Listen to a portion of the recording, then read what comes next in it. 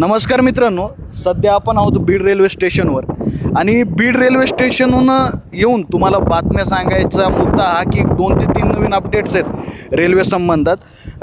एक नॅशनल लेवलची आहे, केंद्र सरकारकडून आलेली आहे अपडेट आहे आणि दुसरे जे अपडेट्स आहेत ते आपल्या बीडचे रिलेटेड आहेत.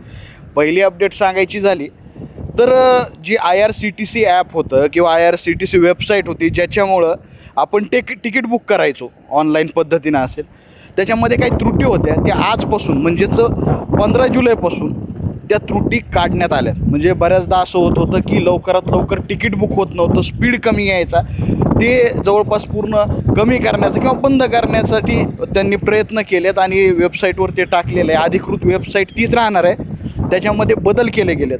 दुसरा बदल त्यांनी ह्या केला आहे की बऱ्याचदा असं व्हायचं की तत्काळ तिकीट जे आहे, तत्काळ तिकीट बुक करताना अचानक साईट हँग होऊन जायची किंवा साईट स्लो व्हायची. आपण उघडून बसायचो ॲप किंवा वेबसाईट, पण ते तिकीटच बुक होत नव्हतं. तर त्याच्यावरही त्यांनी काम केलं आहे आणि आजपासून त्या गोष्टी सुधारल्या गेल्यात. साईट तीच असणार आहे IRCTC वाली.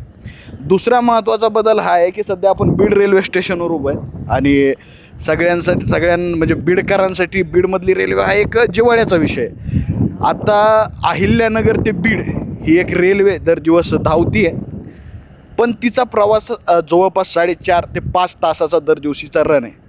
आणि आत्ता अधिकृत माहितीनुसार, इथल्या अधिकाऱ्यांनी दिलेल्या माहितीनुसार तो ती वेळ आता कमी होणार आहे. काही सिग्नल्सवर काम चालू आहे, काही तांत्रिक गोष्टीवर काम चालू आहे. इलेक्ट्रिक सुरू झाल्यानंतर, जवळपास इलेक्ट्रिक रेल्वे सुरू झाल्यानंतर, इलेक्ट्रिकवरचं सगळं काम झाल्यानंतर अवघ्या 1.5 ते 2 महिन्यात हा 2.5 तासाचा वेळ कमी होऊन तो 5 तासाचा वेळ कमी होईल, तो 2 तासाचा किंवा 2.5 तासाचा होणार आहे. आणि कुजबूज ही सुद्धा आहे की 17 सप्टेंबर म्हणजे मराठवाडा दिनापासून म्हणायलेत की एक नवीन शुभारंभ होणार आहे रेल्वे रूळचा, मार्गाचा, तो म्हणजे मुंबईचा.